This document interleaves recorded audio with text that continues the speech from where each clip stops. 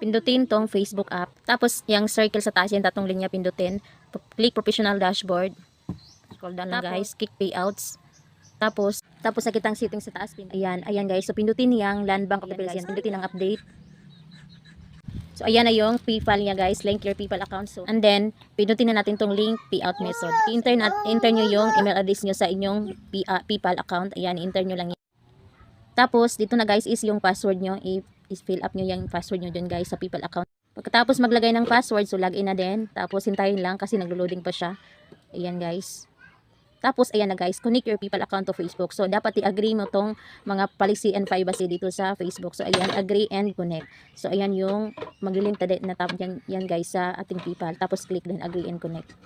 Tapos, ayan, you're now living. So, ayan na guys. So, successful na your PayPal account. Successful na siya guys. Yung naglilink na yung PayPal account natin sa ating Facebook payout.